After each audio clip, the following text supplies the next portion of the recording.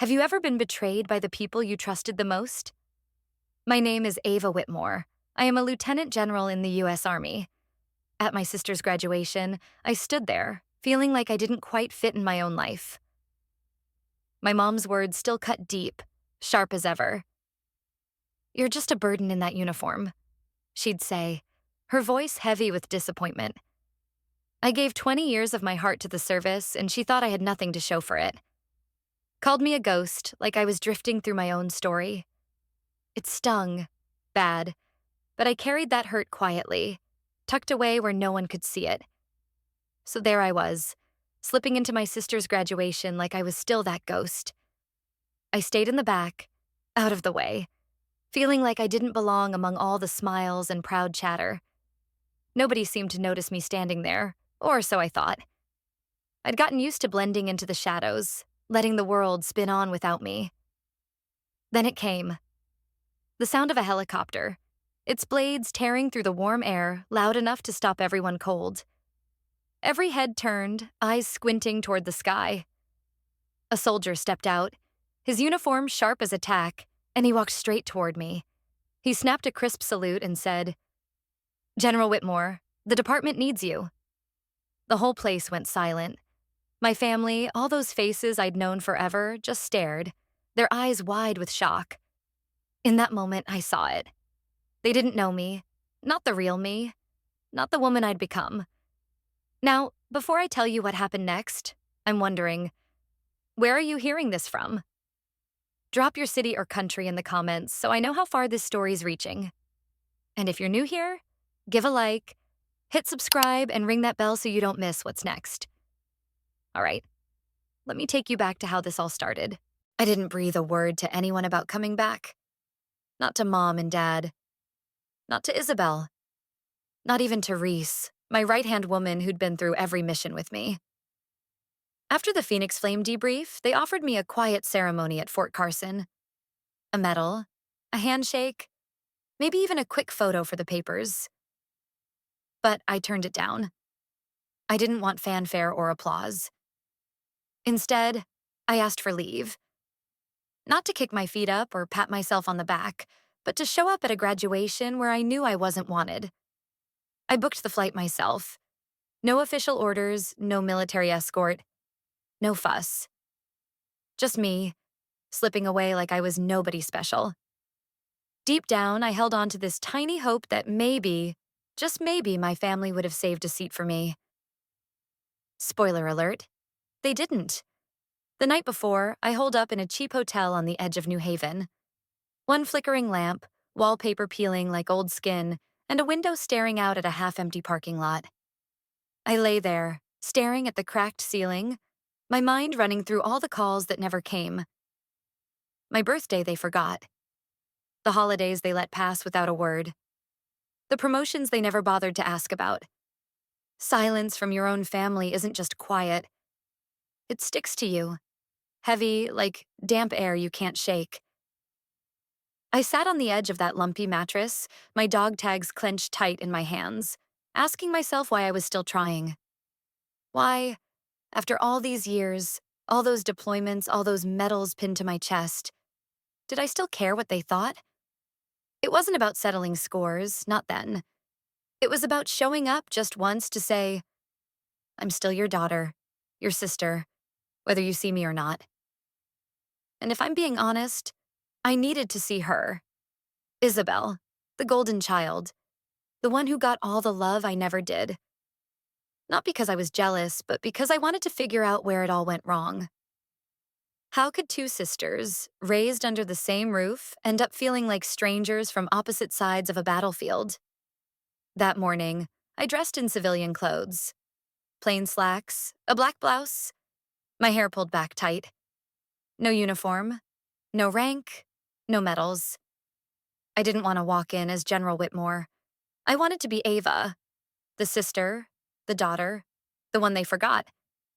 But fate, or maybe irony, had other ideas. The Yale courtyard was alive with celebration, like something out of a movie. Banners fluttered overhead. Rows of folding chairs stood in perfect lines, and soft orchestral music floated through the late spring air.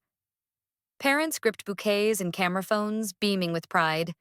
Professors strutted in their caps and sashes, every moment feeling like it carried weight. But not for me. I was invisible, just a shadow in their bright, perfect scene. I stayed in the back, tucked behind a row of hydrangeas and some fancy decorative fencing. From there, I could see everything, every smile, every proud glance. But no one saw me. My mom, Marilyn, sat near the front, draped in an ivory shawl, her face glowing with satisfaction. She clutched the program tight and leaned over to the woman next to her voice loud enough to carry. Our Isabel's heading to the World Bank. Can you imagine? She's always been destined for great things.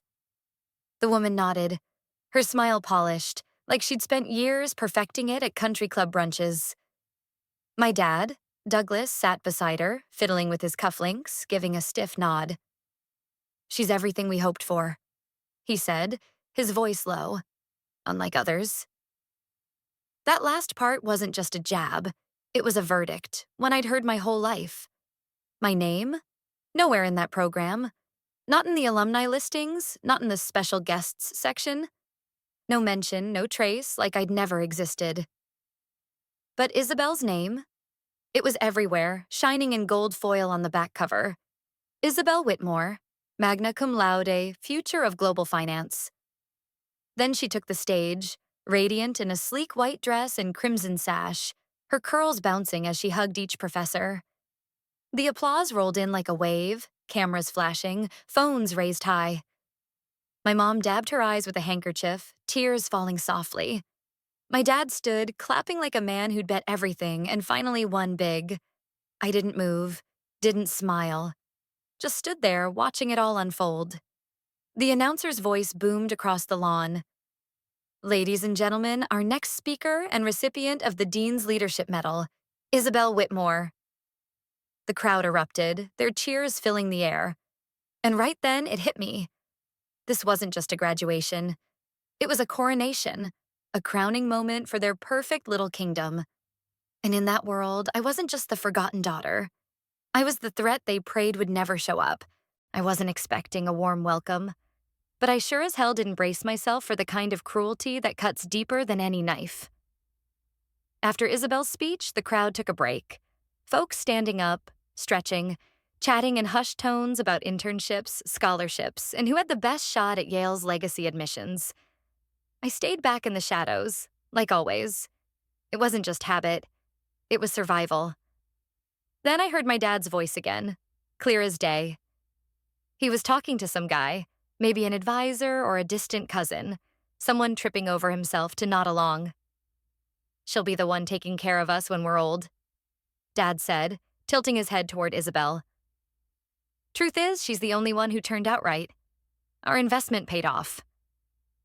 The guy chuckled, then asked, "What about your other daughter?" My dad didn't even blink. He took a sip of his drink and said, "Cool as you please. Some people find purpose. Others just disappear into uniforms." That one hit hard, not because it surprised me, but because it was so casual, so cold. He didn't say it with anger, just stated it like it was the weather report. My mom joined them a moment later, sliding her arm through his, wearing that smug look I knew too well from charity galas or when Isabel landed another spot on some 30 under 30 list. "Ava's here, you know," she said, her voice calm like she was mentioning a passing cloud. "I saw her by the hedges. Thought she'd stay on base where she belongs." Dad muttered, "Probably here for the free food." And they laughed. My own parents laughed. Then Isabel turned, just enough to catch my eye. She blinked, froze for a second, then looked away like I was nothing. That's when it sank in, sharp and cold. They weren't just ignoring me. They were ashamed of me. To them, I wasn't a war hero, wasn't a decorated officer with medals pinned to my chest. I was just a burden in boots. I could have walked away. Lord knows I should have. But something in me wouldn't budge. I'd stood in deserts with no backup, led soldiers through blackouts and bombings, written goodbye letters so many times I lost count. But nothing, Not a single thing prepared me for the quiet, slicing pain of being erased by my own family.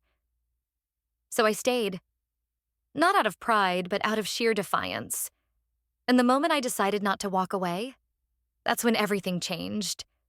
At first, it was just a hum, faint and low, like thunder hiding behind a mountain. A few students glanced up, curious. Some professors stopped talking, their brows knitting together. The brass band fumbled a note, their music tripping over itself. Then the sound grew, louder, sharper, rhythmic, like the sky was tearing itself apart. And then, clear as day, the roar of rotor blades hit us full force. A Black Hawk, flying fast and low, heading straight for the quad. Chairs shook, caps flew off heads, programs scattered like startled birds. A gust of wind ripped through the ceremony, tossing petals and confetti into a wild mess. One lady let out a scream as her sun hat sailed away. The band quit playing. The crowd froze, and even the announcer dropped his mic, letting it thud to the ground. Every single pair of eyes turned to the sky. I didn't budge. I just stood there, watching, because I knew that sound. Deep in my bones, I knew it was coming for me. The Black Hawk hovered over the green for a moment like it was demanding the world stop and pay attention. Then it came down, slow and deliberate, like it knew it was crashing a sacred moment. When its wheels hit the grass, the side door swung open. A soldier stepped out, his dress uniform sharp as a blade, boots hitting the ground like they meant business. He scanned the crowd once, then his eyes locked on mine. He snapped a salute, crisp and sure, and shouted over the roar, "General Whitmore, the department needs you." A wave of gasps rolled through the crowd, followed by a silence so heavy it felt like the world had stopped breathing. I stood up, slow and steady, my jacket catching the wind at the hem. I didn't rush, didn't look back, just walked, calm, measured, past rows of chairs, past stunned parents and professors and old classmates who had no idea I'd been deployed, let alone climb the ranks. I heard my mom's sharp gasp, felt my dad's silence, heavy as ever, saw Isabel, her hands frozen mid-clap, her bouquet slipping from her fingers, falling in slow motion to the grass. The officer met me and stepped aside. "Ma'am," he said, firm, nodding toward the open door of the chopper. I paused just long enough to glance at the crowd. Their faces were a sea of shock, but none hit me harder than my family's. The ones who raised me, who always saw me as the mistake, the ghost. And now, right there in front of them, I was being called to duty. By rank, by name, by the country they thought had no use for me. In that moment, that's when the silence switched sides. The crowd parted as I stepped forward, not a single word breaking the silence. It was like they could feel something big was happening, something they weren't part of. Even the president of Yale, a balding guy with thick glasses and a nervous smile, came hurrying across the lawn, his tie flapping behind him like a flag in a storm.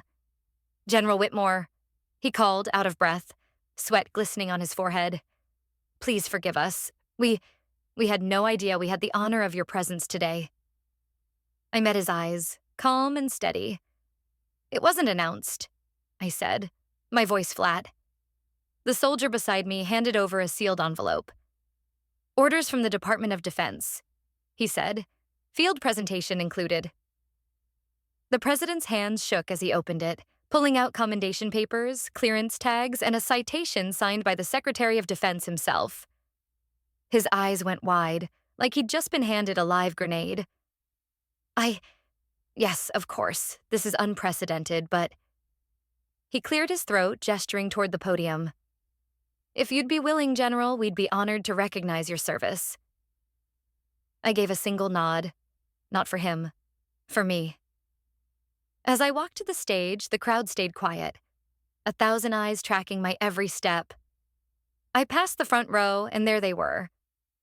My mom, Marilyn, sat ramrod straight, her fingers locked around her fancy clutch like it was the only thing keeping her grounded. My dad, Douglas, stared ahead, lips pressed tight, knuckles white against his knees. And Isabel, my perfect sister. She looked like someone had dumped ice water down her back. She tried to smile, but it crumbled before it could take hold. I didn't say a word, didn't break my stride, didn't flinch. On stage, the president handed me the medal, a Defense Meritorious Service Medal, with a special clearance ribbon pinned to it. I took it without fanfare. No tears, no speech, just a quick handshake and a photo I knew would never see the light of day. The crowd's applause was thin, barely there, but one voice cut through the quiet. The soldier leaned in close, his voice low and urgent. "They're not just honoring you," he said. "This is tactical." I frowned, just enough to show I was listening. "What do you mean?" He looked at me, dead serious. "Someone's been using your military credentials, high-level stuff, black budget access. It's buried deep, and it's got your name on it." My fingers tightened around the metal, its edges biting into my palm. A cold weight settled in my chest, heavy and sharp. Suddenly, the roar of the helicopter didn't seem so loud anymore. I stood there, the metal cold and heavy in my hand, its weight suddenly feeling like it didn't belong. A ripple of applause started at the edges of the crowd, shaky and uncertain, like folks weren't sure if they should clap or whisper. But it barely reached me. All I could hear was his voice, low and urgent. "Someone's using your credentials, procurement logs, funding streams, black access. Your clearance is all over it." I stared at him, my voice steady but sharp. "That's not possible." He didn't flinch. "It is, and it's been going on for years." My heart didn't pound. Not yet. It just sank, slow and heavy, like a stone slipping under still water. The soldier was Lieutenant Reese Dalton, my second in command from Operation Phoenix Flame. I knew him like the back of my hand. His posture was crisp, all business, but I could see it. The tight jaw, the way his fingers curled just a bit. This wasn't some offhand comment. This was a warning, and it carried weight. He glanced at the helicopter, then back at me. "We need to go," he said. "Now." I turned to the crowd one last time. Isabel sat there, frozen, her hands knotted awkwardly in her lap. My mom, Marilyn, lips parted, shock etched across her face. My dad, Douglas. His expression was blank, but his eyes were working overtime, calculating something I couldn't yet read. I didn't know what it all meant, not yet. But I felt it. Something dark. Something old. Something that hit too close to home. This wasn't about being invisible anymore. Not about medals or empty seats at graduations. This was theft. Betrayal. Secrets someone had buried deep, and they'd done it using my name. Reese stepped aside, holding the helicopter door open. I walked past my family without a word, their eyes burning into me. For once, I didn't waver. I climbed aboard, the rotors kicking up confetti and a heavy silence in my wake. Just before the door slammed shut, I looked out one last time. At my mom, who'd called me a ghost. At my dad, who'd labeled me a burden. At my sister, who never once asked what my medals had cost me. They didn't know who I was, but they were about to find out. Fort Myer hit me like a familiar punch. Gun oil, concrete, discipline. It was home, in the best and worst ways, all sharp edges and unyielding order. After the chaos at Yale, I needed that clarity, that cold, clean structure to ground me. I craved something that still made sense. Reese was waiting at the landing pad, already in full uniform, his face tight with that look I knew meant trouble. "We've got a room ready," he said, cutting straight to it. 3 files flagged, all tied to your clearance. No small talk, no soft landing. That's why I trusted him. We moved fast down a side corridor, past admin offices and secure comms rooms, until we reached an unmarked door. No name, just a keypad and that faint hum of classified electricity. Inside, the room was sterile. No windows, 1 table, 3 folders, and a silence so thick it felt like it had its own protocol. Reese slid the first folder my way. I ran a sweep after that call. This popped up right away. I opened it. At first, it looked routine. DoD authorization form, procurement request, approval codes. Then I saw my name, Major General Ava Whitmore. My ID number, my clearance string, my digital key. All there. Perfect. Too perfect. And at the bottom, my signature. Slanted, neat, just like I would have written it 6 years ago. Except I didn't. I never signed this, I said, my voice steady, flat. Reese didn't blink. Didn't think so, but it passed every authentication test. He pushed another folder toward me. This one's from 2016, Connecticut. Another shipment approval with your signature, and a proxy sign-off from one Douglas Whitmore. I looked up, slow, deliberate. He signed military contracts? As my legal proxy? Reese nodded. Said you were deployed, unreachable, claimed he was acting in your best interest. My stomach twisted, but my face stayed stone. Old soldier habits die hard. That year, I was in Romania for NATO training, 3 months in a blackout rotation, cut off from US servers. No way I could have approved anything. No way anyone should have touched my credentials. But someone did. The third folder hit like a gut punch. A wire transfer log. $750,000 moved to an offshore account 6 weeks after that forged contract. My name was on the deposit. The withdrawal? Signed by Douglas M. Whitmore, titled Legal Guardian. I froze, not from fear, but from the raw sting of betrayal. This wasn't a mix-up. This was calculated, personal. He'd filed power of attorney papers citing my classified deployment, claiming I couldn't manage my own assets. It was clean, clever, the kind of fraud only someone close, someone with access, could pull off without tripping alarms. Reese leaned in. There's more. Ben from Internal Security ran a cross-verification this morning. Found 5 financial instruments tied to your credentials, all cleared under your key. My hands stayed steady, but they felt cold. That key was supposed to be encrypted, air-gapped, untouchable. I hadn't used it in years because I didn't need to. I trusted the systems I'd built, the people who swore they had my back. That was my mistake. Who else knows? I asked. Just me. And now you. What's the scope? Big, quiet, deep. These aren't small transactions. Someone's been using your identity to tap into black budget projects, defense procurement, logistics funding, stuff nobody checks unless it blows up. I let the silence settle. It wasn't confusion. It was a storm building, fed by years of being ignored, dismissed. My father hadn't just stolen money.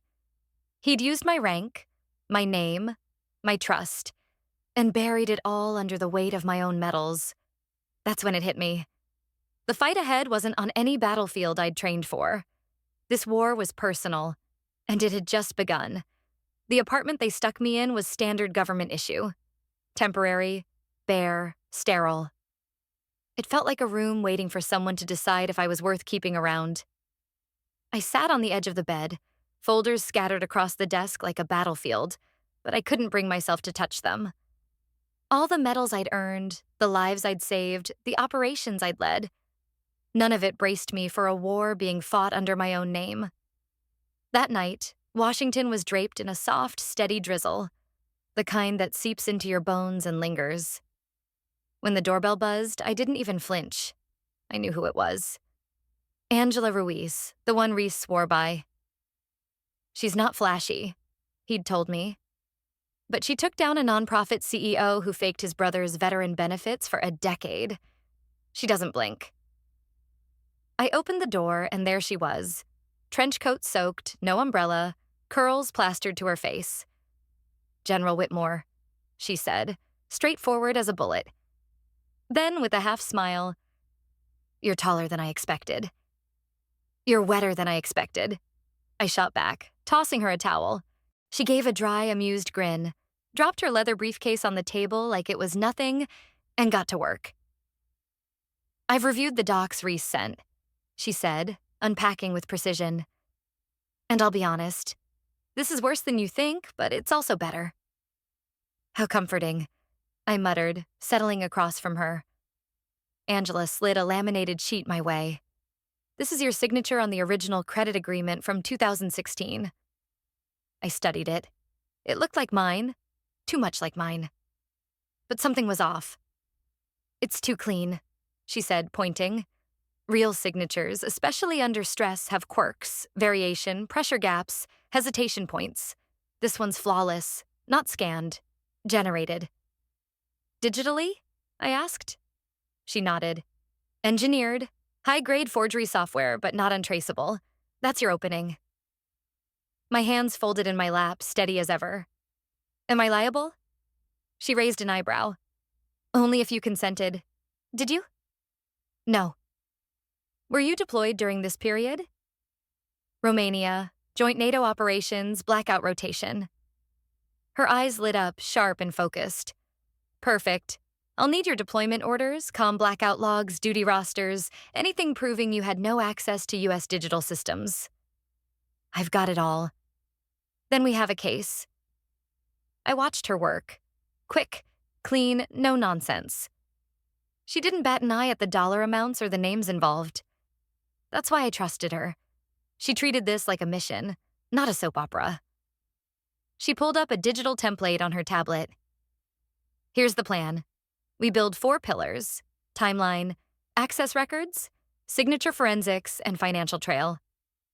Lock those down and we go to the Inspector General. And then? Court. There was a pause, heavy with what wasn't said. Then she looked at me, her gaze steady but searching. I need to ask you something. If this leads where I think it does, if it's someone in your family, are you ready to go public? The air in the room shifted, like the drizzle outside had slipped through the walls. Was I ready? I wasn't sure. But what choice did I have? I'm not after revenge, I said, slow and deliberate. I want my name back. Angela held my gaze. Good, because your name is what they've been using to build everything. She slid one last folder across the table, thinner than the others. This is your father's corporate history, tied to a shell company in Delaware, Morch Holdings. Same entity that got the offshore transfer Reese showed you. I opened it. The logo, the registration address, the tax code. It all clicked. Years back, Morch had popped up during a humanitarian op in Northern Africa. Double billing, fake diesel claims, cargo manipulation. I'd written a memo, tried to shut them down. Now my name was tangled in their financial records. Angela's voice dropped, quiet but cutting. He didn't just steal from you. He weaponized you. I didn't answer. I didn't need to. She was right. This wasn't just identity theft. It was betrayal, dressed up in paperwork. And I was ready to drag it into the light. 3 days into the investigation, Angela had turned my dining table into a command center. Laptops, hard drives, portable scanners, notepads, and a coffee machine that never quit humming. She worked like a machine herself. Part coder, part prosecutor, part ghost hunter with a grudge. And those ghosts? They were leaving tracks. We started with the metadata. Every document my dad filed under my name had digital fingerprints. Angela ran forensic sweeps, timestamps, IP logs, encryption trails. This IP address, she said, pointing to a cluster on her screen, shows up every time a document's signed by you, but it's not military. I leaned in. Where's it from? She clicked and a map loaded. Connecticut, Ridgefield, 38 Caldwell Lane.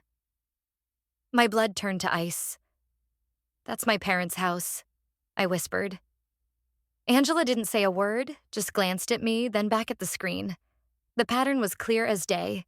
8 forged documents, 5 from that same IP, 3 from a mobile hotspot tied to Morch Holdings, the shell company. But that wasn't even the worst of it. Angela pulled up a spreadsheet she'd been piecing together. All the contracts using your stolen credentials feed into one offshore funnel account, she said. From there, they split into 3 distributions. Textbook money laundering. She pointed to column C. These are the destination accounts. My eyes scanned the list. 2 were corporate accounts, names I didn't know.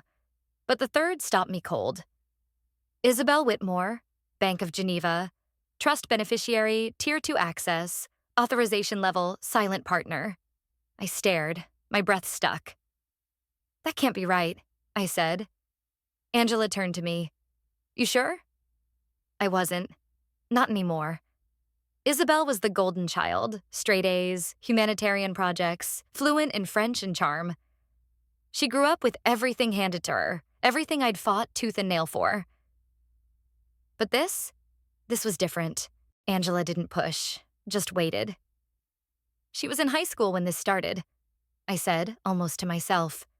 Angela nodded, and turned 18 3 months before the first distribution, old enough to hold a financial instrument, especially one set up by someone like your father. Maybe she didn't know, I said, my voice thin. Or maybe she did, Angela replied, steady as ever. Something twisted inside me. Guilt, fear, grief, I couldn't tell. She was my sister. I'd carried her baby pictures in my helmet through 2 deployments. I'd once flown home in secret just to watch her piano recital from the back of a packed church. I didn't want to believe she was in on this, but the data didn't care about my feelings. Angela folded her hands. Here's how it worked. Your father used your credentials to tap black budget funding, funneled it through Morch Holdings, then siphoned some into a trust. For her, I couldn't speak. What was there to say? That I'd been blind? That I'd been so busy serving my country I didn't see my family cashing in on my name? Angela broke the silence. We'll need to subpoena the trust documents, and you'll have to confront her eventually. My breath hitched. What if she didn't know? I asked, softer now. Angela paused, then said, Then she deserves the truth as much as you do. That night, I sat alone on the edge of the bed. Rain again. Always rain. Tapping at the window like it wanted in. I stared at Isabel's name on the screen, glowing in the dark. For the first time, I didn't know if I wanted to protect her or expose her. Both felt like betrayal. And neither would fix what was already shattered. I asked Isabel to meet me at the Conservatory Cafe downtown, a neutral spot, public and familiar. We used to sit there during her spring breaks, sipping tea and splitting strawberry tarts, back when she'd hug me with tears in her eyes every time I shipped out. I picked that place because a part of me still believed in that girl, the one who loved me before the world got in the way. She showed up 20 minutes late, hair pulled back in a sleek bun, designer bag dangling from her shoulder, heels clicking too loud on the marble floor. No apology, not even a hint of one. She sat across from me, cool and composed, like she already knew she held all the cards. I slid the folder across the table. Bank statements, trust documents, witness logs, her initials staring up at us. She didn't touch it, just stirred her coffee, twice clockwise, once counter, exactly like Mom. You look tired, she said, her voice flat. This about Dad? No, I said, keeping my tone even. This is about you. She raised an eyebrow, all performance, no surprise. I have evidence, Isabel. You're listed as a silent beneficiary in the Morch Holdings Trust. You were there when the account was set up. You signed the witness log. She smiled then, not guilty, not ashamed, but rehearsed, like she'd practiced this moment in front of a mirror. You know, Ava, she said, her voice dripping with something close to pity. You left us, always gone. Birthdays, dinners, holidays, you missed life. I was serving, I said, quiet but firm. Protecting people. Protecting you. She laughed, sharp and cold. No, you were chasing medals, Glory. You needed the world to see you as something big because you never felt like enough at home. Her words hit like a slap. I stared at her, stunned. Not just by the detachment, but by the resentment simmering beneath it. I thought you looked up to me, I whispered. I did, she snapped. Until I realized you were never there. Just a shadow in a uniform with a name tag. We built something real while you were off playing war. The sting caught in my throat, but I didn't let it show. So you let Dad use me? She leaned back, unfazed. He used all of us. You were just convenient. And maybe that's on you for being so blindly obedient. My fists clenched under the table. I would have given everything for you, I said, and you gave me silence. She glanced at the folder finally. That's not proof I did anything wrong. It's just paper. It's enough for court, I said. She didn't blink. Then go. I paused, searching her face. You're okay with me testifying against Dad? Against you? She shrugged, casual as if we were talking about the weather. You think I'm scared of public opinion? Of scandal? Ava, this world runs on people hiding sins in portfolios and calling it strategy. Your justice? It's just revenge with better branding. I sat back, my heart pounding, the room closing in. Not because she was winning, but because the sister I loved was gone. She stood, brushing invisible lint from her coat. Good luck with your crusade, she said. But soldiers die for causes all the time. Doesn't make them heroes. And with that, she walked away, heels clicking into the distance. I stayed there, long after my coffee went cold. For years, I'd dreamed of closing the gap between duty and family, of finding my sister again. But now I knew there was no bridge left to cross, just ruins. And I was standing in the middle of them, alone. The invitation came as a handwritten note, slipped under my door like a secret. Not a text, not an email, just bold, deliberate ink. Come home. 7 p.m., just us. Signed with a single, D, no warmth, no pretense. Typical Douglas. I should have tossed it in the trash, but some stubborn part of me, the part that still remembered being his little girl, needed to look him in the eye. Not as a soldier, but as his daughter. I needed to ask, why? I showed up at 7 on the dot. The Whitmore estate hadn't changed. Pristine, cold, like it was built to intimidate. Marble floors echoed under my boots, and that chandelier, worth more than a year of my deployments, glittered overhead. Douglas was in his study, behind that massive oak desk, sipping scotch like a king waiting for a nobody. He didn't stand. Have a seat, Ava, he said. I stayed on my feet. He smiled, thin and sharp. Still dramatic, I see. I'm not here for small talk, I said. We were never good at that. He swirled his glass, eyes fixed on the amber liquid. So, you've been busy. Stirring things up. Angela Ruiz is a decent lawyer. I'll give her that. A bit too idealistic, though. I stepped forward and set the folder on his desk. A copy of the same documents Isabel wouldn't touch. You used my name, my clearance, my service record. You funneled money through defense contracts and hid it in family trusts. He didn't even glance at it, just said, yes. One word, like I'd asked if the sky was blue. I froze. You admit it? He leaned back, hands folded. I'm not ashamed, Ava. What I did secured this family's future. I used what was available. You were part of that. I'm not a tool, I said, my voice low, tight. No, he replied, calm as ever. You're a soldier, and soldiers follow orders. Something cracked inside me, sharp and final. You could have asked, I whispered. And you would have said yes, he said, his smile cutting deeper than his words. You always wanted to be useful. That's when it hit me. He hadn't just used me. He'd studied me, calculated every move I'd make. I'd walked into his trap year after year thinking loyalty was the same as love. He stood, circling the desk slowly. I understand this is uncomfortable, he said, like he was discussing a bad day at the office. You've spent your life trying to prove yourself, and now you're at the center of a scandal. That's a lot to carry. I looked at him.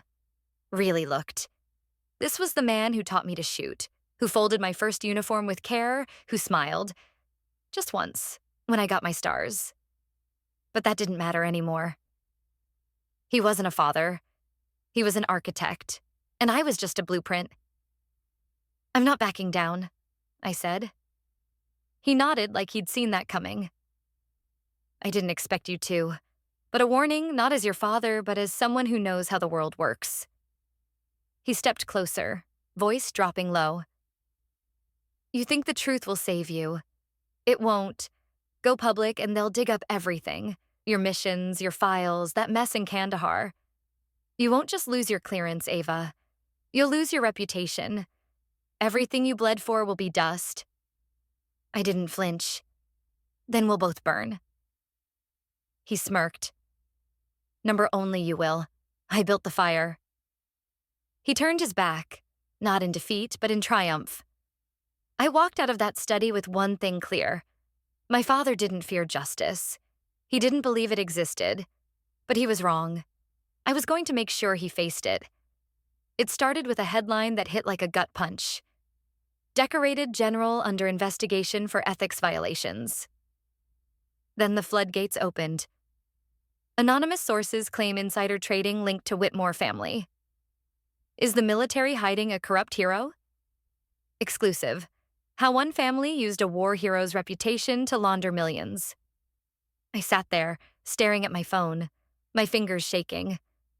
The photos they picked were meant to shame me. Grainy shots of me saluting, my face unreadable, one even zooming in on my medals like they were props in a scam. Not one article mentioned the truth. Not my 20 years of service, not my deployments, not the citations I'd earned with blood and sweat. All they saw was a scandal, and my name, Ava Whitmore, was now tied to hashtags I never thought I'd see. Number war criminal, number Whitmore leaks, number fake hero, number bringer down. The comments were worse. Figures, they're all corrupt.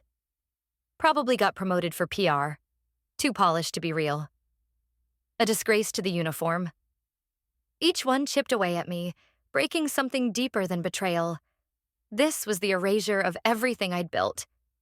Angela Ruiz called an emergency meeting that afternoon. Stay off social media, she said, shoving papers into a folder with that no-nonsense look of hers. They're baiting you.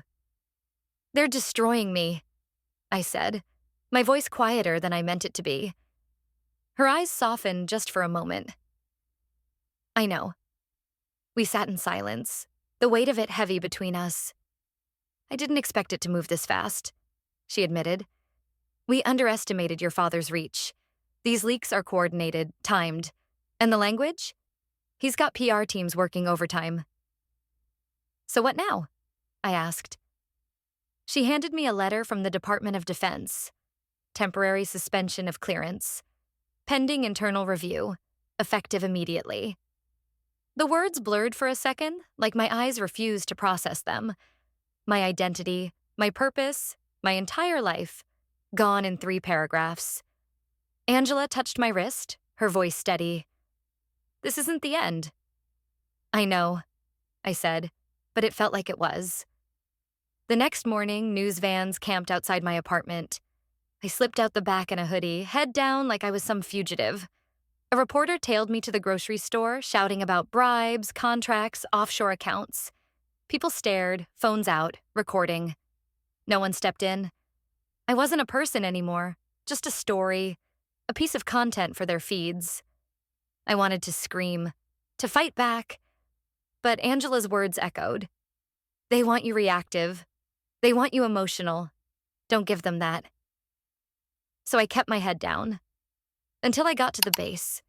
I was supposed to give a commencement speech at officer candidate school that week, a tradition for generals with my kind of record. But at the gate, a junior officer stopped me. I'm sorry, General. Orders from above. You're not allowed on site. I'm here to speak, I said, keeping my voice even. I understand, but your badge is flagged. We can't override it. I looked him in the eye. He looked away. That was the worst part. Not being locked out, but watching the respect in his eyes flicker and die. That night, I stood in front of my bathroom mirror, staring at the woman looking back. No uniform, no purpose. Just me, alone, falling. But beneath the exhaustion, the shame, the noise, something stirred.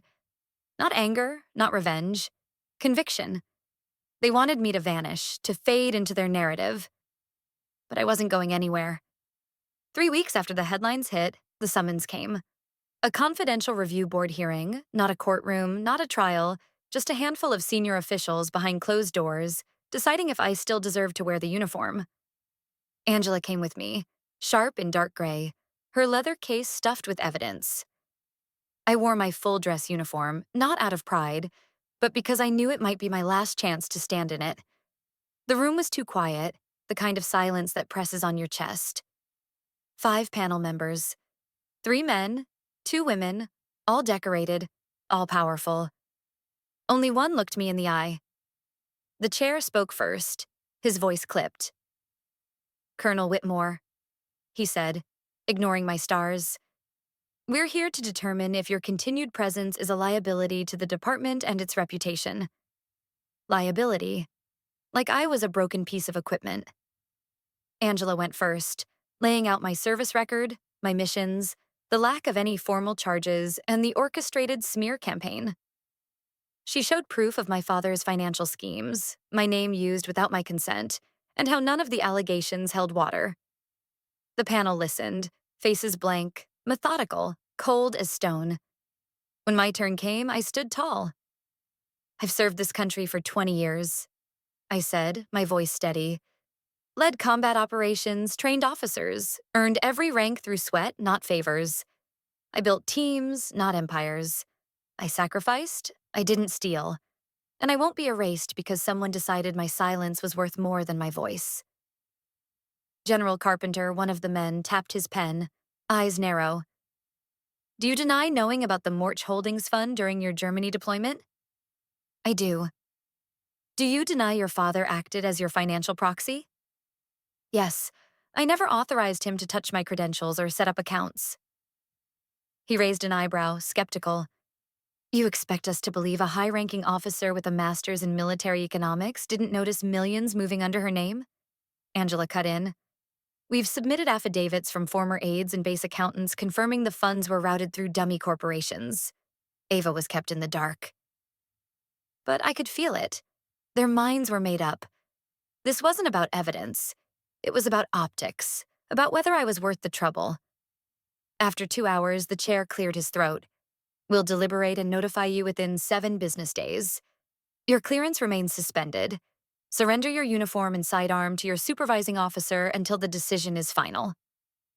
I saluted, not for them, but for me. For what the uniform meant. As we left, Angela whispered, "That could have gone worse." I looked at her. "Do you know what it's like to wear a symbol that doesn't want you anymore?" She didn't answer. She didn't need to. That evening, I walked to the lake near Fort Halliday, where I used to run drills with new recruits, back when they'd laugh, stumble, and learn what it meant to be warriors. I sat on a bench, my medals clinking softly against my chest, and watched the sun sink. It was quiet, peaceful. But beneath it, something roared. Not grief, not fear, but purpose.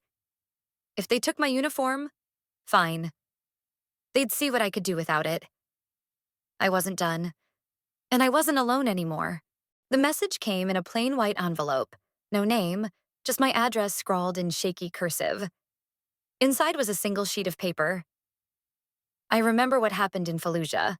They tried to bury it, but I kept the copies. If you're still fighting, maybe it's time I did too." Sergeant Ellis Barron. Retired. My heart stuttered. I hadn't heard that name in over 10 years. Sergeant Barron, a grizzled non-com with a limp from a grenade that shredded his leg on his 3rd tour. He'd served longer than most of our lieutenants had been alive. And after Fallujah, he'd vanished. Fallujah, 2012. A logistical mess. Sabotaged supply chains, delayed equipment, funds siphoned off. I'd questioned the numbers back then, a young captain too green to know better. They told me to shut up, said I didn't understand how military money worked. But Barron saw it too.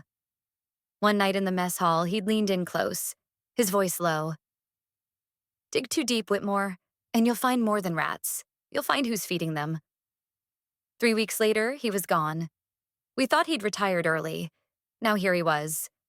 Angela set up a meeting that night at a rundown diner off the highway. The kind of place with a broken jukebox and coffee that tasted like ash. Barron was in the corner booth, back to the wall, eyes sharp behind thick glasses. Older, thinner, but still carrying that military steel in his spine. Ava Whitmore, he said with a nod. Didn't think you'd still be standing. Almost wasn't, I said, sliding into the booth. Angela sat beside me, legal pad ready. Barron dropped a thick manila envelope on the table. Kept copies of everything, he said. Didn't trust the brass to play clean. You weren't the only one asking questions. You were just the only one with the guts to write it down. He flipped through the pages. Requisitions with fudged numbers, wire transfers to dummy accounts, handwritten memos mentioning DF oversight. Douglas Whitmore's initials. My father's name. They needed someone like you back then, Barron said. Young, disciplined, decorated. You made their books look legit. So they cooked them under your name. I knew, and I stayed quiet. Why now? I asked. Why come forward? He looked at me, and for the first time, I saw guilt in those battle-worn eyes. I saw what they did to you. Realized I let it happen. Hid in my cabin, drowning the truth in whiskey. But you kept fighting, even when they torched your name. Angela's grip tightened on her pen. This is enough to reopen the federal inquiry, she whispered, and force the board to rethink your suspension. Barron slid a USB stick across the table. More in there. Voice memos, emails, screenshots, everything I grabbed before I went dark. Some of it you won't like. Your sister, your father, they weren't just complicit. They were architects. My throat closed up, but I nodded. I want all of it. He stood, wincing from his old wound. Do what I didn't, he said. Don't let them walk away from this. And if you wear that uniform again, wear it like a blade, not a shield. Then he was gone. Angela and I sat there, the world spinning outside, cars rolling by, rain starting to tap the windows, neon lights flickering. But in that booth, something had changed. The silence wasn't hollow anymore. It was sharp, focused, alive. For the first time in weeks, I wasn't just defending myself. I was going on the attack. It started with a leak. Not from us, not from the press, but from somewhere deep in the system I'd sworn to protect. A 3-minute audio clip dropped anonymously on a military forum. No context, no names, just Isabel's voice, grainy but unmistakable, her cadence and that half-laugh I knew too well. I played it on repeat, my fingers trembling around the phone. Look, I didn't ask Dad to do it, but he did. And honestly, Ava was always going to end up alone. She doesn't belong in this world. She belongs out there, in the dirt, with her medals and her silence. Let her wear her stupid stars. I have the name now. I have the board's ear. She had her time. Then Douglas, calm and cold. She'll survive. She always does. But she can't survive this kind of politics. Let her fade. It burned like acid in my veins. Angela had the file authenticated in 2 hours. Voice prints matched, metadata clean. The leak was real. We didn't release it. Didn't need to. Within 24 hours, it spread like wildfire. Reddit, Twitter, TikTok. Snake Sister was trending by midnight. Clips of Isabel's graduation speech, her crimson sash, and perfect smile were looped with her words. Let her fade. The comments were brutal. You don't deserve her shadow, let alone her blood. She fought for the country. You fought for designer heels. How do you sleep, Isabel?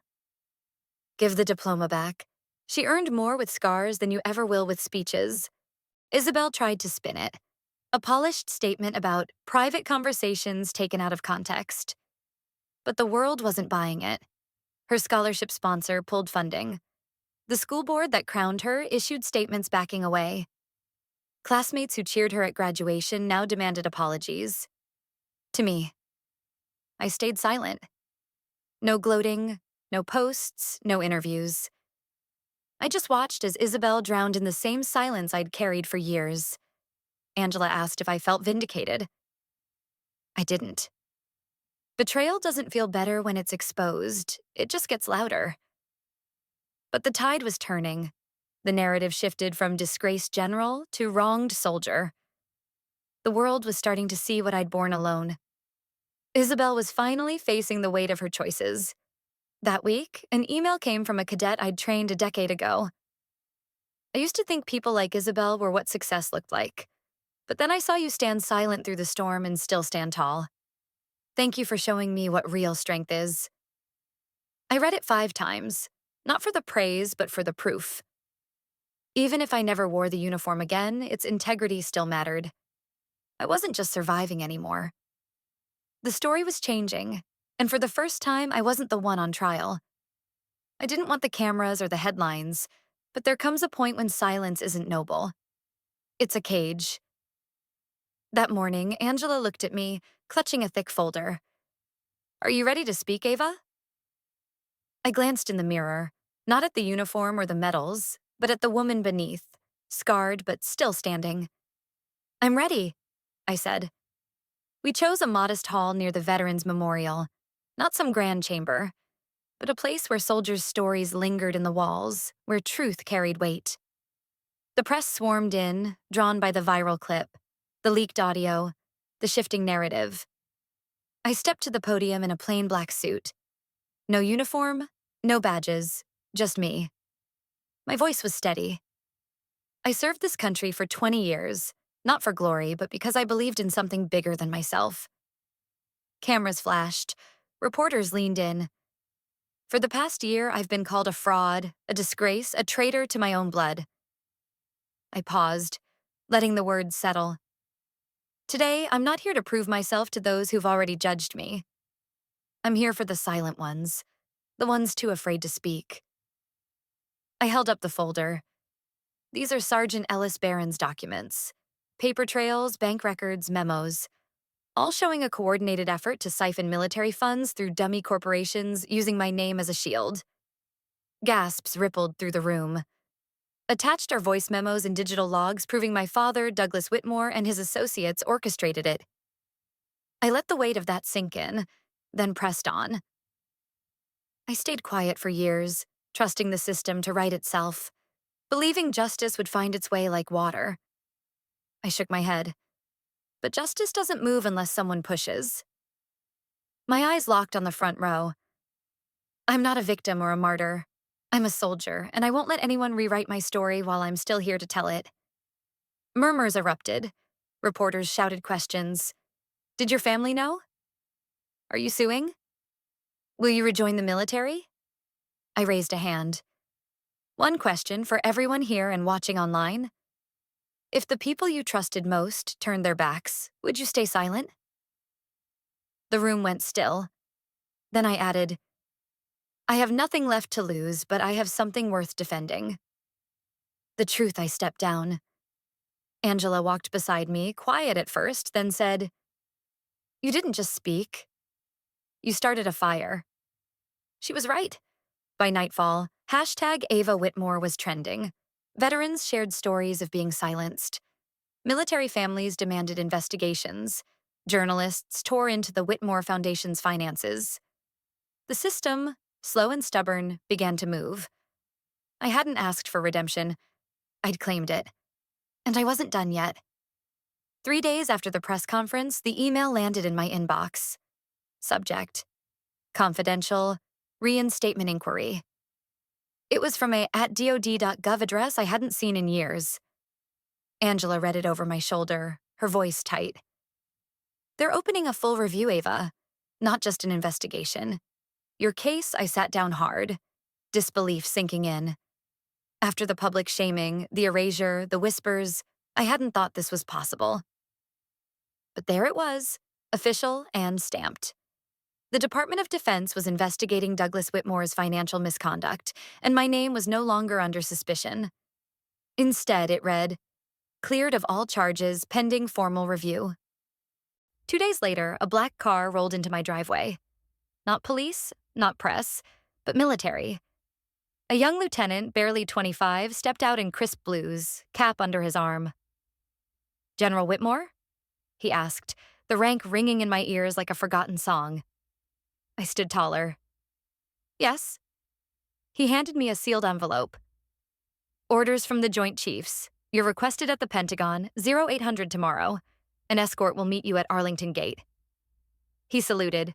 I returned it, muscle memory kicking in. As the car pulled away, I stood there, clutching the envelope. The words, "Official Reinstatement Review," command clearance level, burning into my mind. Angela stepped outside, coffee mug in hand, barefoot on the gravel. "You okay?" I shook my head, a faint smile breaking through. "Number, I'm furious, exhausted, terrified." I met her eyes. "But I'm ready." The next morning, the Pentagon loomed like a fortress of steel and shadow. Officers at security glanced at me with something new. Not pity, not curiosity, but recognition. On the top floor, I was led into a private chamber. 3 people waited. 2 men in uniform, 1 woman in a sharp gray suit. She stood. "General Ava Whitmore, thank you for coming. We've reviewed the documentation, Sergeant Ellis Barron's testimony, and the authenticated audio. Based on this evidence, the board has decided." She paused. I didn't blink. "Given your decades of honorable service and the injustice of your removal, we offer full reinstatement at the rank of Lieutenant General, with all honors and command privileges restored." My breath slipped out, a weight lifting. She continued. "The Secretary of Defense also invites you to serve on the Joint Ethics Oversight Committee, a new division to prevent the misconduct that derailed your career." I swallowed hard. This wasn't just victory. It was justice. They handed me a new badge, ID, clearance, orders. But stepping outside, I didn't feel like the old Ava. I felt rebuilt, not from medals or rank, but from the fire I'd walked through. Angela met me at the car, silent, waiting. I held up the credentials. "They want me back." She smiled. "Do they know what they're getting?" I laughed, sharp and free. "Not yet, but they will." That night, I stood at the window where I'd once watched helicopters leave without me. Now, one was coming for me. Not because I begged, but because I'd fought for the truth and won. That day had come. I stood behind the thick velvet curtain at Arlington Military Center, my heart pounding in a way it hadn't in years. That grand hall was quieter than I'd ever heard it.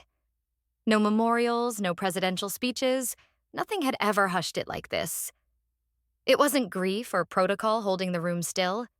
It was respect, awe, maybe even history itself waiting for its next chapter. My full dress uniform felt heavy, the 4 stars on each shoulder glinting, the ribbons lined across my chest like a map of my life's battles. The name Whitmore shone on the metal plate. A name that used to carry shame, but now drew whispers and camera flashes. Angela, my rock through all this, adjusted my collar with those steady hands of hers, but her eyes were soft with emotion. "You good?" she whispered. I took a deep breath and managed a half smile. "As good as a disgraced general about to be honored by the Secretary of Defense can be." She grinned, and there was pride in it. Real pride. "You're not just being honored, Ava. You're being corrected." A light knock came from the stage manager. It was time. The curtain rose and the spotlight hit me like a wave, thousands of faces staring, military brass, cabinet members, veterans, press, civilians. A row of cadets snapped salutes, their eyes wide, some even misty. And way in the back, tucked in the shadows, I saw them. My mother. Isabel. They hadn't called, hadn't sent a word of congratulations, but they were here, watching. The announcer called my name and the applause roared, loud enough to rattle my bones. I walked to the center of the stage, each step heavy with meaning. This wasn't just about a medal. It was about taking back my name. The Secretary of Defense stepped forward, his voice steady. "Ladies and gentlemen, today we're not just honoring a soldier. We're honoring a story. One of integrity, silence, betrayal, and unimaginable strength. He turned to me. Lieutenant General Ava Whitmore, for your 20 years of unshakable service, your courage in the face of systemic betrayal, and your resilience in defending truth over comfort, the United States confers upon you the Medal of Honor. He held up the medal, gold and ribbon gleaming under the lights, the highest military honor this country gives. He fastened it around my neck, and its weight surprised me. Heavy, yes, but somehow it made me feel lighter. The applause exploded again, raw and thunderous. When it quieted, I stepped to the podium. My name, I started, my voice steady, is Ava Whitmore. For years it was spoken with disdain. My service was questioned. My silence was misread as guilt. I paused, letting my eyes sweep the crowd. But I never stopped believing in the truth. And I never stopped standing for what was right, even when it meant standing alone. A few people stood, then more. Cameras flashed. To every soldier, every woman, every person who's been silenced by those who should have protected them, this isn't just my medal. It's yours too. The room went still, hanging on my words. My uniform doesn't define me. Neither does my rank. What defines me is what I refuse to become. Bitter, broken, silent. I looked to the back row, right at my mother, then at Isabel. I used to think forgiveness was weakness, but today, I know it's freedom. My voice didn't waver. I forgive those who failed me, but I won't forget who I became because of them. The audience rose to their feet, the applause swelling into something bigger than me, something that felt like truth finally breaking free. When I stepped off the stage, Angela was there, tears streaming down her face, not sobbing, just quiet. "You did it," she whispered. "No," I said, squeezing her hand. "We did." Outside, helicopters roared overhead in a salute formation. Reporters shouted questions, civilians clapped, cadets begged for photos. But my mind was on the silence behind me. I knew Douglas wouldn't be there. His trial was underway, and the world was finally seeing the truth I'd known all along. But Isabel, she was there. I turned for one last glance. She didn't wave or smile, just sat there, eyes glassy, her face unreadable. And right then it hit me. I'd spent years waiting for her to say she was sorry, to admit she'd been wrong. But I didn't need that anymore. The world had heard my truth. And so had she. That was enough. As I stepped into the sunlight, the metal gleaming against my chest, I wasn't invisible anymore. I wasn't a burden in uniform. I was General Ava Whitmore, and I'd written the ending to my own story. Not with anger or revenge, but with dignity. For the first time in my life, I felt free. The TV was on, but I'd muted it hours ago. Its flickering light was the only thing cutting through the darkness of Douglas's apartment. He sat there alone, a far cry from the man who once strutted through his estate like he owned the world. The curtains were drawn tight, dust blanketed the shelves, and a single photo frame lay face down on the coffee table. On the screen, the news anchor's lips moved without sound, but the headline screamed loud enough. General Ava Whitmore honored with Medal of Honor in historic ceremony.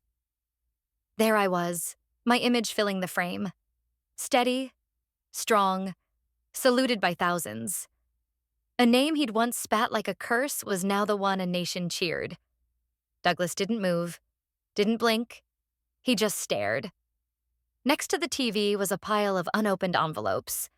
Court notices, subpoenas, media requests, rejection letters from people who used to call him friend.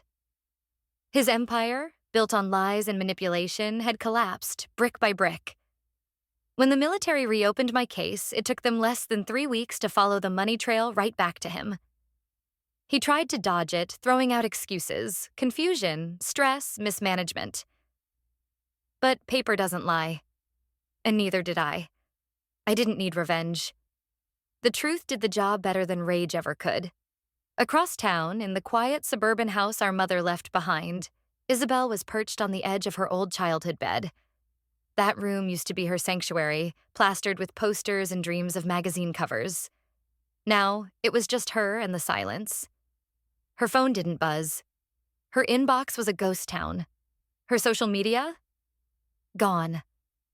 Ever since that audio leaked, her laughing with Douglas, calling me the forgotten one in boots, the world turned its back on her. Modeling agencies cut ties. Brand deals vanished. Even her so-called friends stopped picking up. The public didn't just hate her. They erased her. Online, they called her a traitor, a sister who sold out her own blood for a taste of privilege. She tried to fight it at first, posting apologies, digging up old photos of us as kids, begging to be seen as misunderstood. But the world had moved on. They'd chosen their hero, and it wasn't her. Back in that dark apartment, Douglas finally killed the TV. The room went black. His hand reached for that face-down frame, and he flipped it over. It was an old photo, grainy but clear.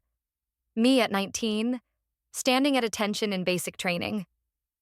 Douglas was behind me, his hand on my shoulder, smiling like he'd won something. But I wasn't smiling. Even then, my eyes were distant, like I could already see what he'd become. He stared at that picture for a long time before setting it down again, face down. There was no one left to call, no legacy to cling to, no applause to chase. He'd raised a daughter the world would salute, but he never knew me, never honored me. And now, he never would. At my place, the celebration was still going.